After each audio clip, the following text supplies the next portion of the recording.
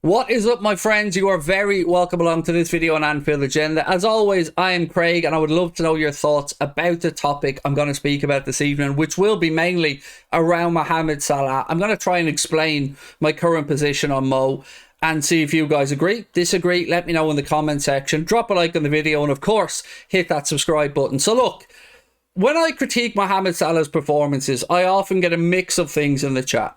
I get some people who think I'm being overly critical and I have an agenda against Mo. I get some people who agree with what I say. And I get other people who come up with all type of crazy stuff and crazy reasons why they think I'm saying it. Everything from hatred to Islamophobia to anything. Doesn't really matter. They're the ones I ignore. But I'm absolutely always open to a conversation or to a dialogue with people around why I believe that Mohamed Salah isn't doing enough. And I'm going to try and explain why today. So look, when we speak about Mohamed Salah, for me, we speak about a player who needs to be spoken about in the same breath as a Benzema, as a Kylian Mbappe, as any of the other top players in world football, as an Erling Haaland, as a Robert Lewandowski, whomever. We are talking about somebody who was being judged at the very highest level. So my critiquing and my expectations of a player of that level is that they perform and they continuously to perform at that very high level. And how you measure these performances is often a difficult thing, and sometimes it's open to interpretation. We all view and see things in different ways. Even the same game of football, we can all have very different takes on how the game went. So for me with Mo, he needs to be measured in goals, he needs to be measured in chances created, and he needs to be measured in assists. Mainly in goals though, because he's been our talisman. He's been the person that has set records at the club, that has scored goals, that has terrified defences and has been a leader to the front line on the pitch for us. And I don't see that player at the minute and it worries me. And that's why I've made videos where I've said things like Mohamed Salah and Trent are problems at Liverpool at the minute, because they are problems at Liverpool at the minute. And burying our heads in the sand and just shouting and screaming and calling at people to take back their opinions, I don't think is going to solve anything. So I want to just put my point across.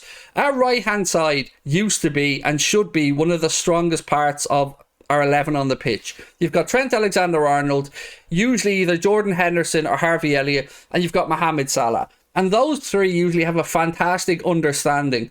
But we're not seeing it lately. And it's to do with the entirety of the right-hand side outside of Elliott, because I do think he's been a bright spark. But I do include Henderson in my critiquing when I'm speaking about this. So people think I'm harsh on Mo. It's only because I know how good he is, what he's capable of, and what he should be doing. And I don't see it at the minute. I don't know if it's because teams have figured us out. I don't know if it's because he's been doubled and tripled up on. But what I do know is we're not getting the results that we want from Mo. Mo's not getting the results that he wants. We're not creating the chances with Mo that we'd like to be seen dropping to him. You know, if I had told you that Liverpool would play Bournemouth, score 9 goals, and we wouldn't have a Mohamed Salah goal in any of those, and I think maybe not even a Mohamed Salah assist, I think we'd all be very surprised. And look, he had chances in that game. He didn't take them. And this probably does feel like I'm picking on Mo to some people, but it's only because of how highly I hold him or how highly I regard him that I am frustrated by it. When we'd seen Mohamed Salah in pre-season, and particularly in the Community Shield final, or the Community Shield I should say, he was sensational. He was electric. He looked like he was refreshed and he was ready for the season ahead. He was everywhere. He was closing people down. He was creating chances. And these days, since the season has started, yes, he scored a couple of goals. One of them was a tap in with a head. But ultimately, we're not seeing Mo. We're not seeing the brilliant, free-flowing, fast, attack-minded, direct player that we have in years gone by. And half of my gripe is with the manager and half of it is with the player. So I think Jurgen Klopp's been too stubborn. I think Jurgen Klopp should look at, particularly in-game, swapping him up, bringing him across with Diaz, swapping him for 15 minutes, putting him to the centre, doing anything to change up what we're doing to give the opposition something else to think about. Remember in the early days under Jurgen Klopp, we had forwards who were swapping positions and rotating a lot, and teams didn't know whether to drop off and pick up, whether to follow their man, and it was creating opportunities and chaos for us around the pitch. A chaos that Jurgen Klopp often spoke about was when we were at our best. We're not doing that anymore. We're too predictable. Mohamed Salah picks up the ball, usually in a very, very wide position, with one of two things. He either cuts inside, in which case he lets the defence reset, and we hope he pulls a worldie out from the outside the box, or he drives down the right-hand side and usually gets a shot away that's blocked, or he doesn't like to work off his right foot. Now, I do think there is some light at the end of this tunnel. I do believe, and I've said this all along, that he will forge a very good partnership with Darwin Núñez and a very good understanding with Darwin Núñez, but that's going to take time. And whilst we're waiting for that to happen, we have to find other solutions. So I can assure you, I have absolutely zero agenda against Mohamed Salah. I love the man. I love him dearly. How could I have an agenda against somebody who has brought so many moments of joy to us, that has carried us at times with his goal scoring, and who I believe fully defended and deserved his new contract at the football club? But remember, he got that new contract and that high-paying contract and that breaking of the wage structure because he's an exceptional footballer. Because if we were going to break a structure, it should be for somebody like Mo, who has been our talisman. He hasn't been, and he hasn't been for a while. January onwards, I would say we haven't seen the best of Mohamed Salah. There's been flashes of it. There's been moments where he's provided goals and assists. But I too often see a lack of pace now from Mo. He used to be like an exquisite missile. These days, he seems to struggle in foot races with a centre-back. And I don't know what the reason is. I don't know what the reason is. I don't think he's finished, not by a long shot. But I am concerned. And I'm concerned in other areas of the pitch as well. But I just wanted to make this video to speak specifically about Mo, because I do not dislike Mo. I do not have an agenda against Mo. But I also will call out what I think are poor performances. That is our...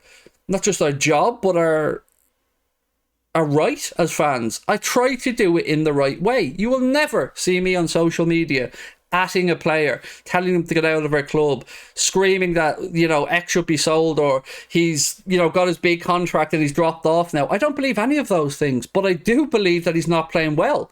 And I don't know what the reason for that is. And we need to figure it out, and we need to find a solution, because we need to start winning games of football. It isn't all on him. It isn't, but sometimes it takes a moment of magic. Sometimes it takes a special player to deliver a special goal. Think back to Mohamed Salah against Spurs. Think back to Mohamed Salah against Manchester City. He delivers huge moments from what look like impossible areas, and that's why he's earned his contract.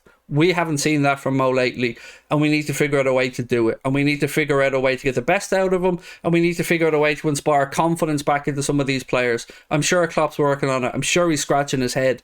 But I think all of you will agree, we have not had a good start to the season. We've dropped half the points we've played, and I think it was Dan Kennett on Twitter said that we have been outran in every one of our games so far this season, including that win against Bournemouth, because he said every single game, by an average of about 4.5 kilometres, I think, which is not what you expect, or is not what you have gotten used to under Jurgen Klopp's teams. They run through brick walls. They're called mentality monsters for a reason. But I can only assume that last season took its toll mentally on the lads, because they don't look at it.